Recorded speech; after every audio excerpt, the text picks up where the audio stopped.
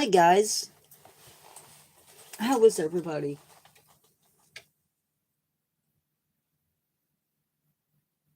Hopefully you guys can see me okay.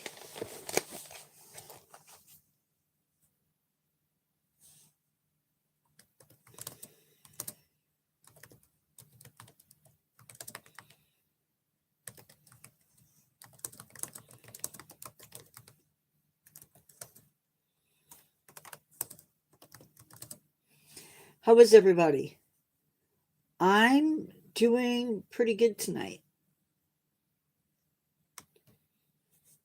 But that light, I don't know what to do with it.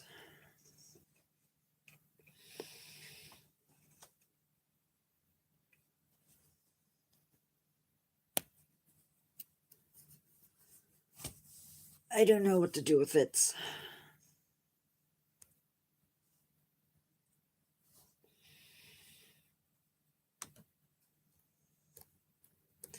Hello.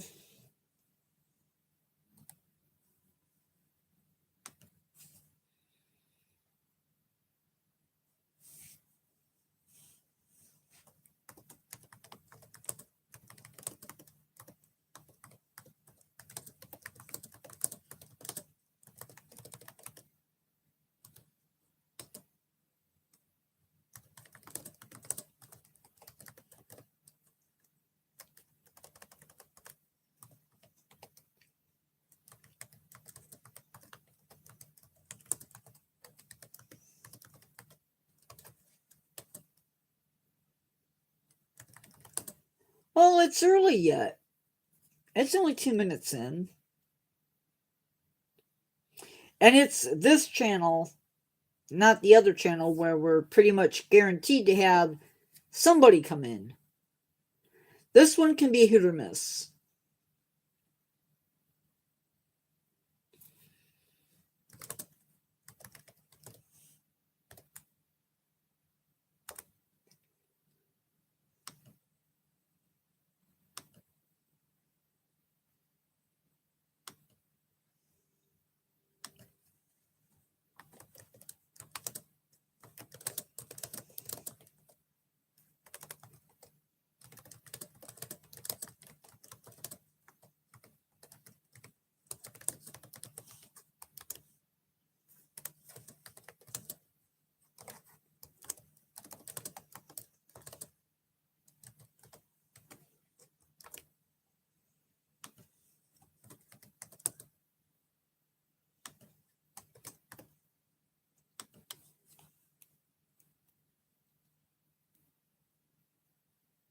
Okay.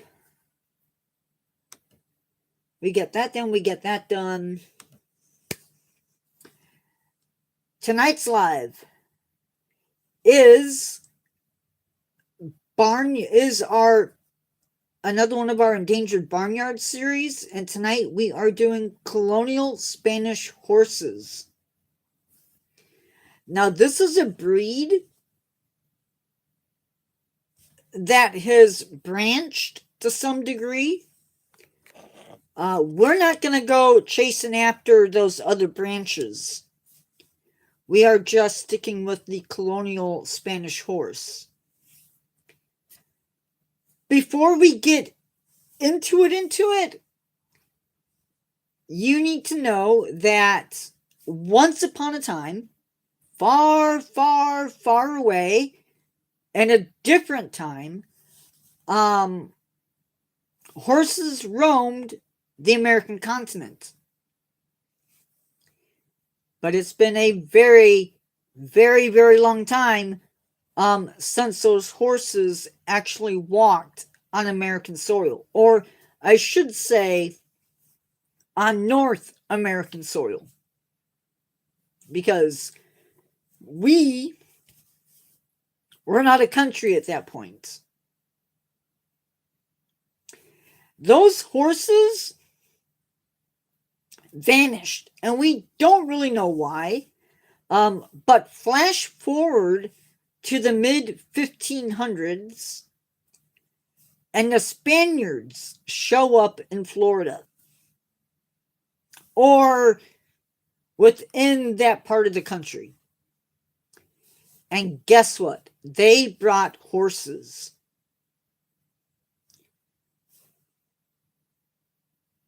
Now, what happens between the time that they show up and they leave, that's a different story.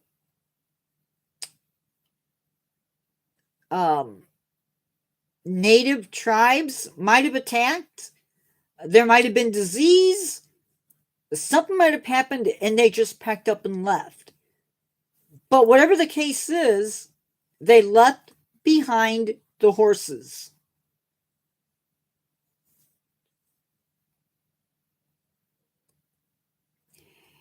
And it's those horses that were left behind that the colonial Spanish horses are descended from.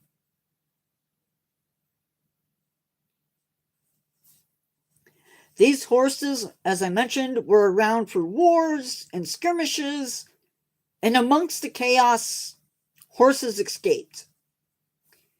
And those escapees, left on their own, formed wild herds. Hi, everybody. Hope you're having a great Thursday. Friday's almost here. Not necessarily into Mexico. Oopsie.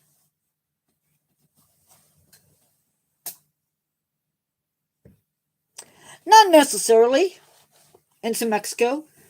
These horses, we're talking Florida.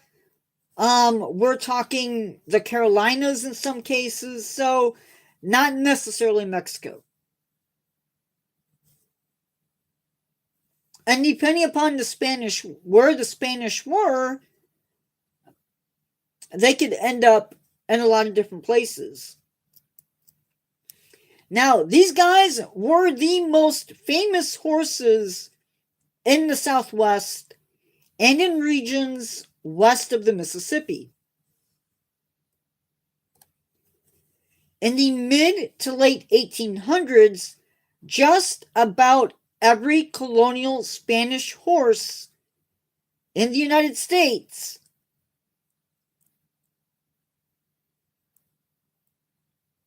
they could be descended.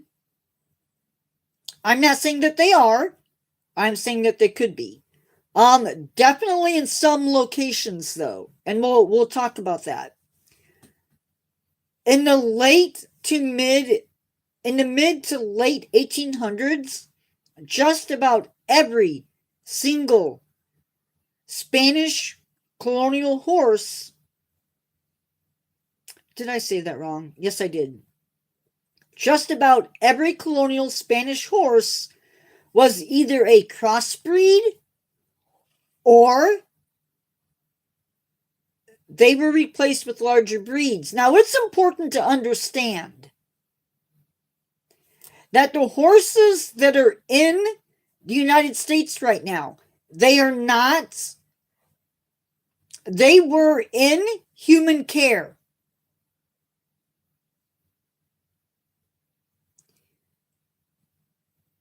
At one point, their ancestors were in human care. So I don't know technically if we call them wild or we call them feral. I will look up the definition here in a second. A major magazine reported that in 1926 that there were around 6,000 horses that roamed the outer banks of the North Carolina coast. So those horses are colonial Spanish horses. And they're very much like the Mustangs out west.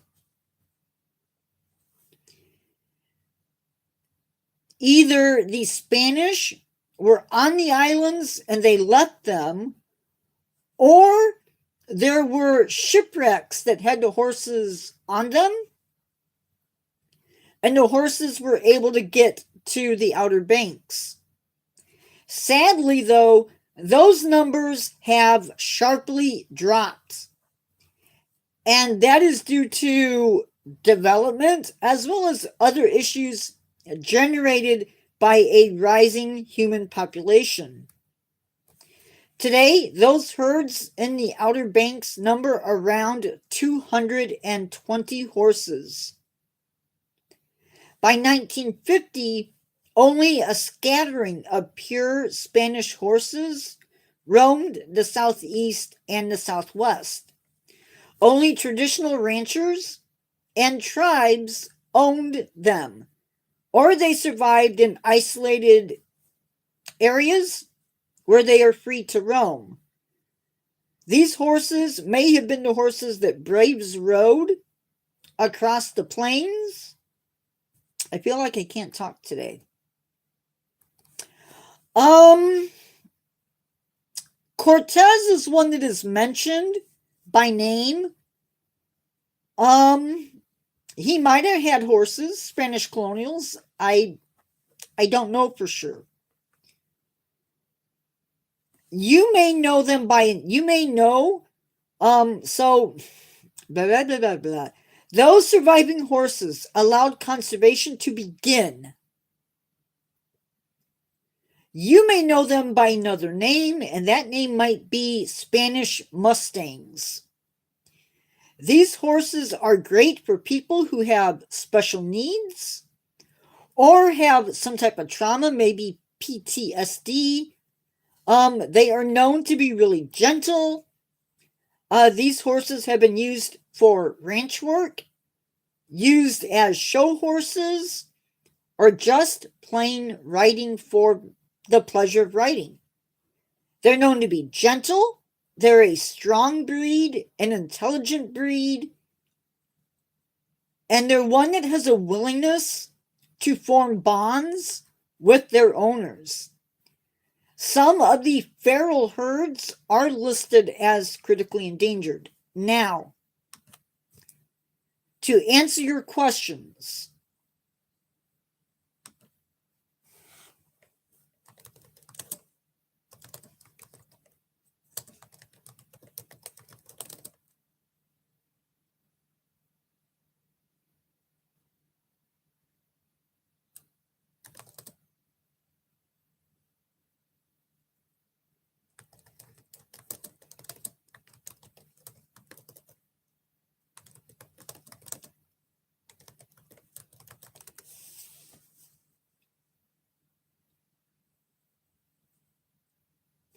okay, what is feral? So when you hear me talk about a feral animal, I am talking about an animal that was domesticated, that was being kept by humans. We fed them, we watered them, we rode them, we played with them, whatever the case may be. However, those animals got away from us. They returned to a wild state and are surviving on their own without human contact. This is different from a wild animal that has never been domesticated. A feral animal is a descendant of a domesticated animal. Like, if your cat gets away from you and it has kittens,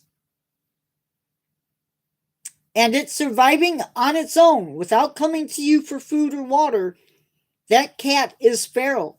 Its babies will be feral. If your dog gets away and has puppies, those puppies are going to be feral.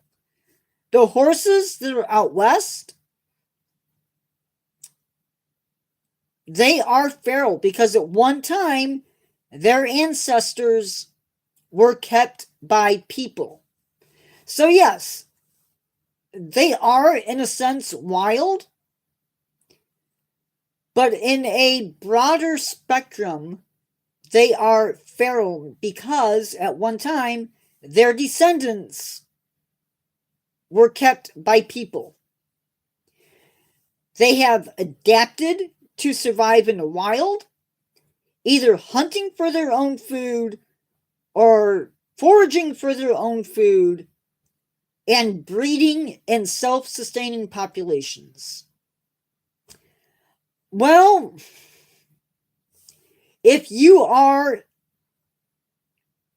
free to roam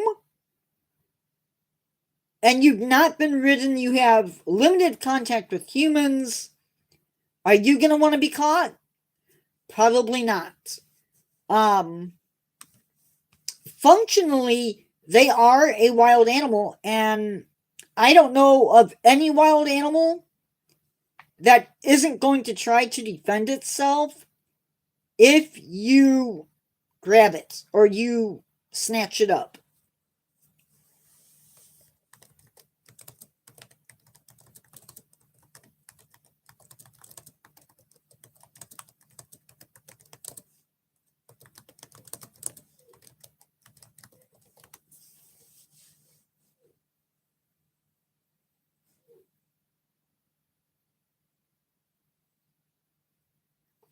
So,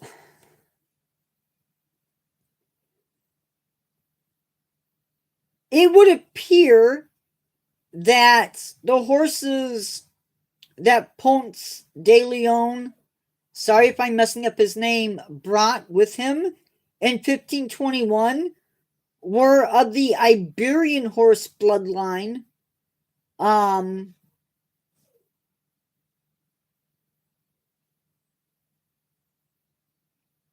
They are the horses that the Florida Cracker horse breed has become.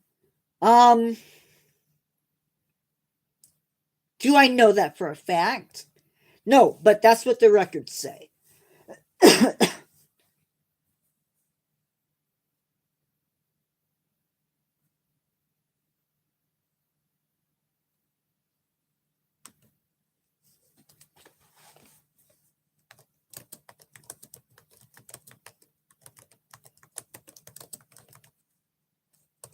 So, carry me through. You're not wrong when you say Mexico, because at the time, the Western United States was Mexico.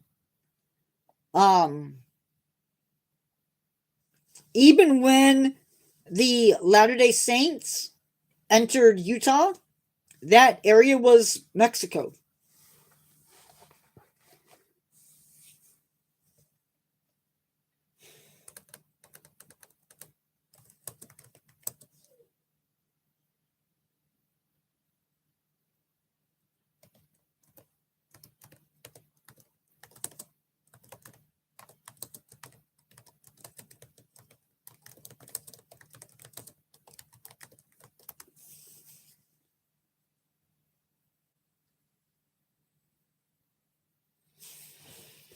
So we know that Christopher Columbus, during his second voyage in 1493, brought the colonial horse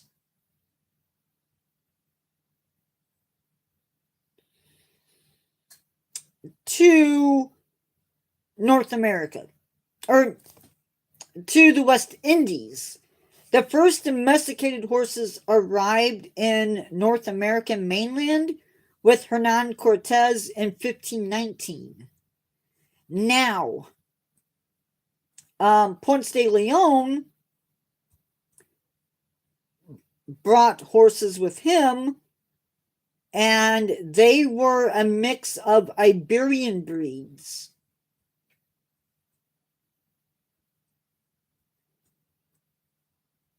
So they may have bred with some of these other horses. Probably, I would say that's probably a really good bet.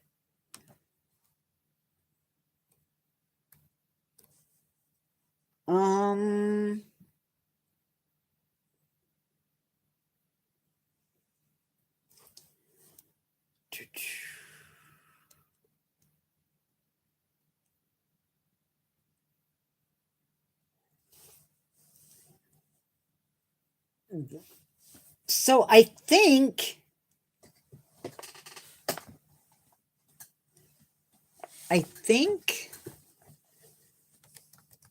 are the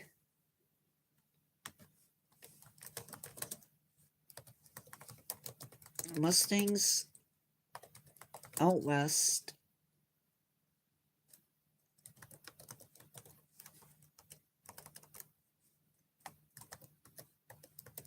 colonial Spanish horses?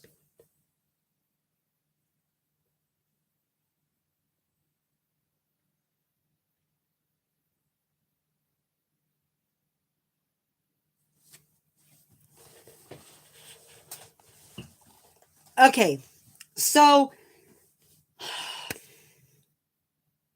this is a hard question to answer. We know that the Spanish explorers and settlers brought the colonial Spanish horse to North America.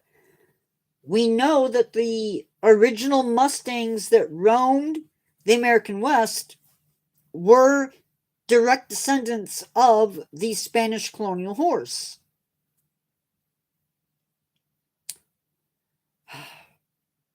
It is, but in this case, it's a breed of horse. It's not just it's not just saying, well, these horses come from Spain. It's a breed.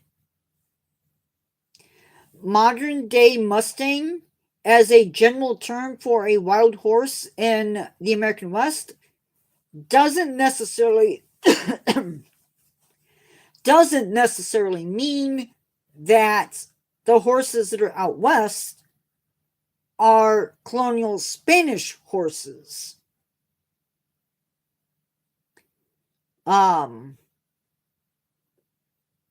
Because of course, if you're farming and your place gets attacked by Indians and the horses didn't come from those original horses, what's going to happen to those horses?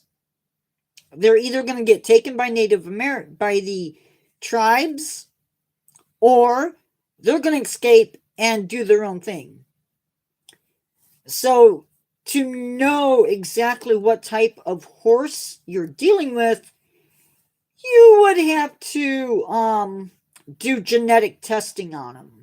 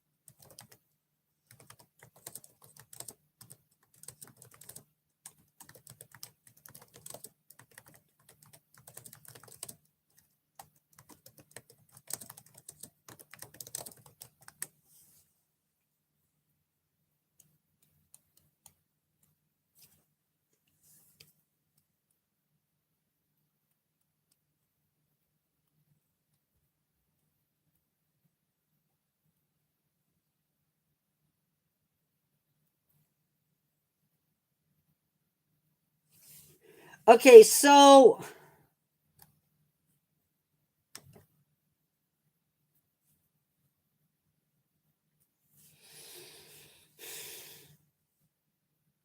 the terms colonial Spanish and Iberian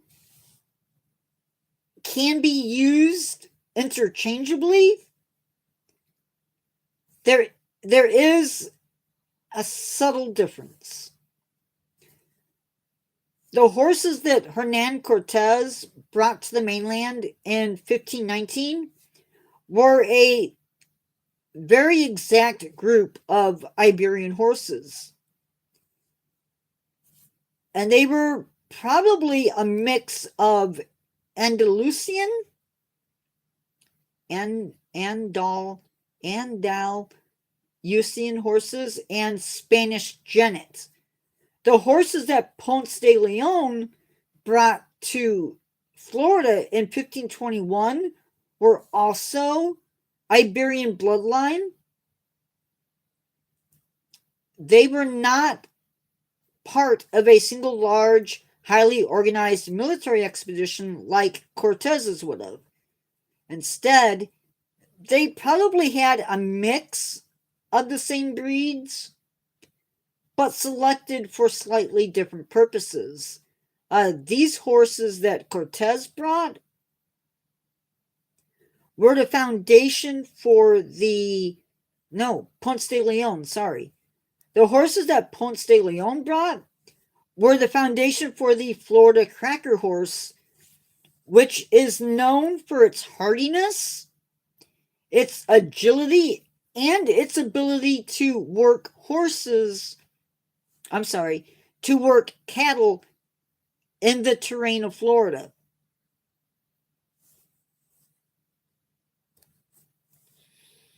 Now, when we talk the difference between Iberian horses and colonial Spanish horses, it is this. Iberian horses is a broad term for horses that originated from the Iberian Peninsula. Spanish colonial horses is a term used to describe descendants of those Iberian horses after they arrived and adapted to the Americas. So it sounds like what's happening is they brought these horses from the old world. There was some gap in time between Ponce de Leon and Cortez. So Hernan Cortez, shows up in 1519, right? And he's doing his thing. A few years later, in 1521, Ponce de Leon shows up. So you can imagine that's what, 4 years, 3 years, something like that. A lot can happen. Horses can get away. You can get attacked, whatever the case may be. So it sounds like, if I'm reading it right, that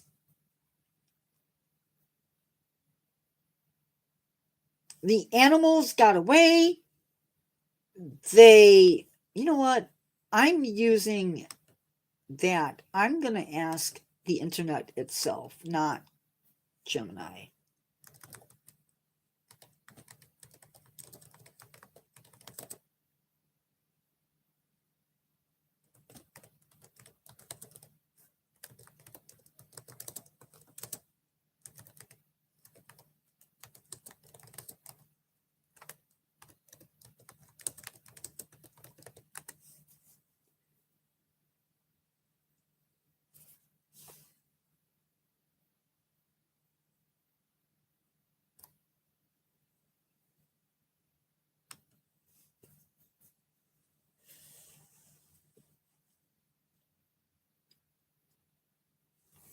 So it does say that Hernan Cortez landed in Mexico with 500 men and 15 horses.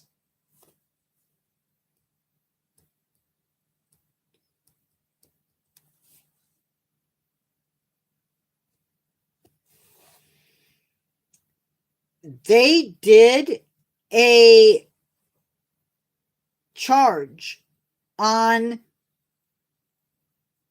the capital city of the Aztecs, which ended 80 days of pitched warfare.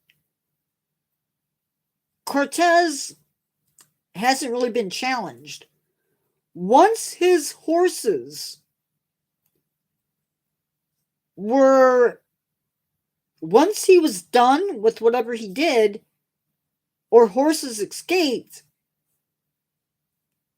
horses were replaced. Well, no. Dogs were being used on the plains by our tribes. And I shouldn't say our tribes, by the tribes. They were the original pack animal. Horses were then taken and used by the tribes. Now, I'm not saying that that's the only way that they got horses. That's one of the way they got horses. Of course, they also did raids.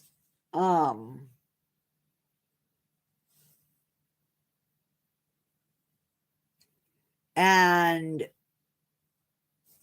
different things happened, and the horse became what it is today.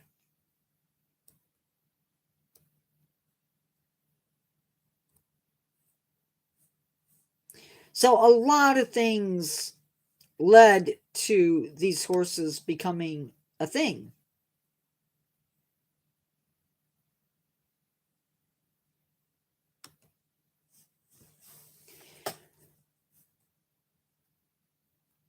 Now, the horses that Ponce de Leon brought arrived in 1521. He had 50 horses. They were not meant to be, and this is important. This distinction is very important. Cortez's horses were meant for warfare, for cavalry, basically.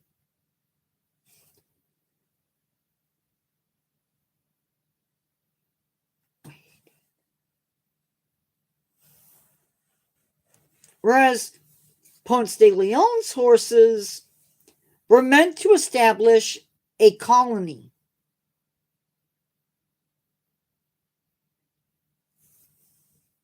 We don't know what happened to his horses, but we do know that Ponce de Leon and his people that came with him were attacked by a tribe.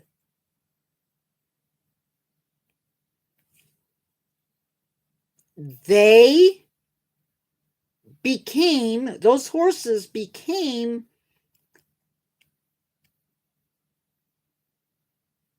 the horses that we know today.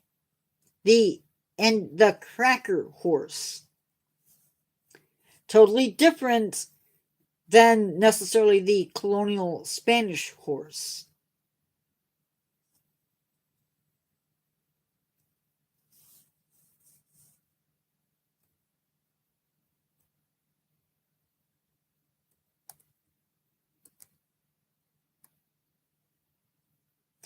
So it's really confusing. Really.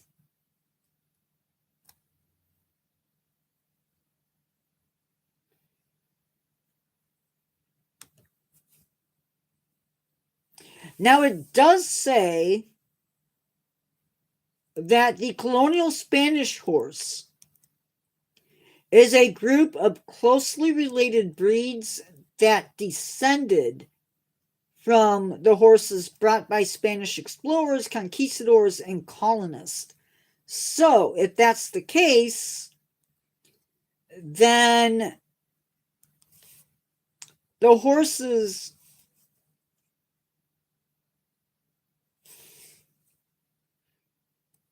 trying to see if it actually names the breeds.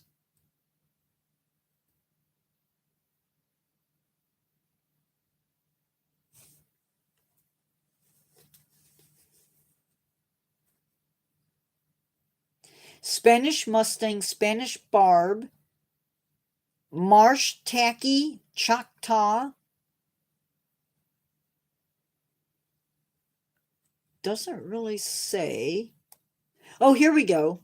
Several states have recognized various Spanish colonial Spanish breeds as their state horse. The colonial Spanish Mustang in North Carolina, the Marsh Tacky in South Carolina, and the Florida Cracker Horse in Florida. So, it sounds like the Florida Cracker Horse is a descendant of those horses as well. Talk about talk about confusion. So yeah, I don't know if any of that made any sense or not, but that's what I have. In fact, that's all I have. So I don't know if that makes sense or not. I think it's confusing.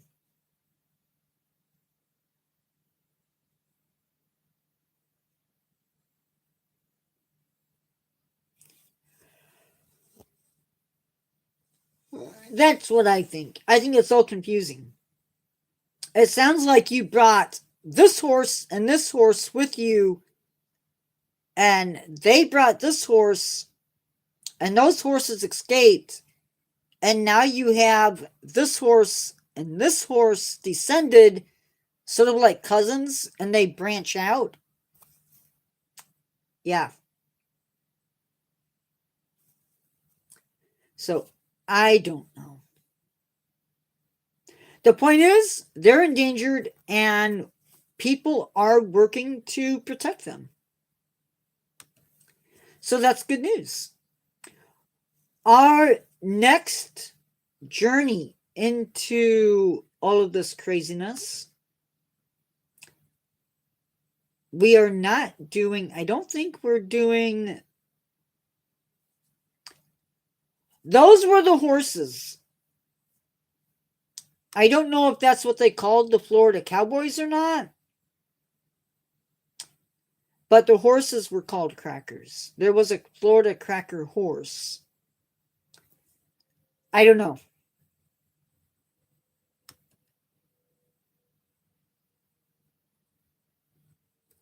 If that's what it says.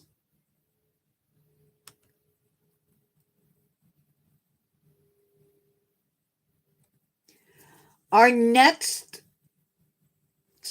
month, we start off on October 2nd with the Channel Island Fox. Then that following week will be Pygmy Hippo, Giant Whiptail Ray, Jebry's Zebra, and and then our last animal for the month will be the psychedelic rock gecko.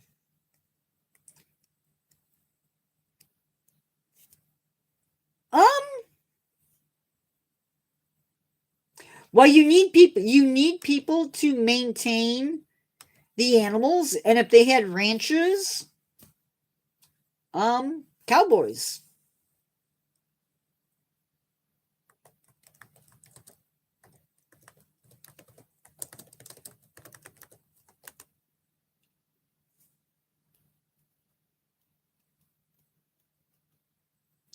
They were called cracker cowboys or cow hunters.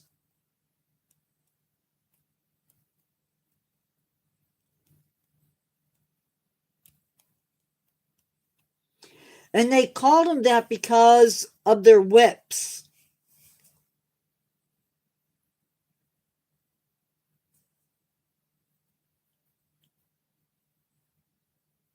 And they also used dogs, so dogs and long braided whips, which made a characteristic crack.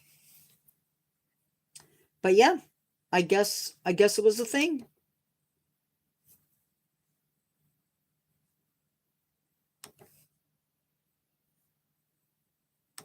Kind of crazy.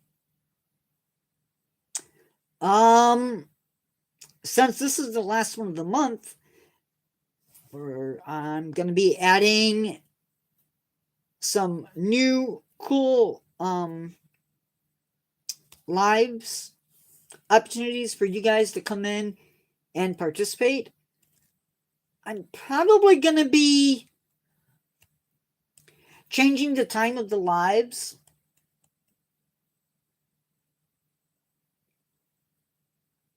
to 6, just because I'm hoping it's a little bit earlier.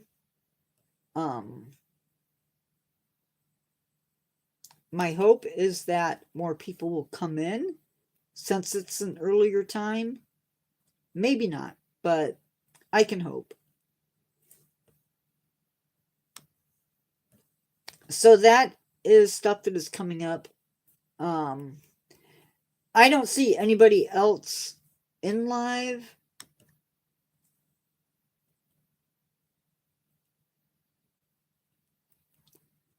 Nope. Okay. Carry me through. Live is done for the evening. I will see you guys in the next one. Be good, everybody. Love your neighbors. And with that, I will see you in the next one.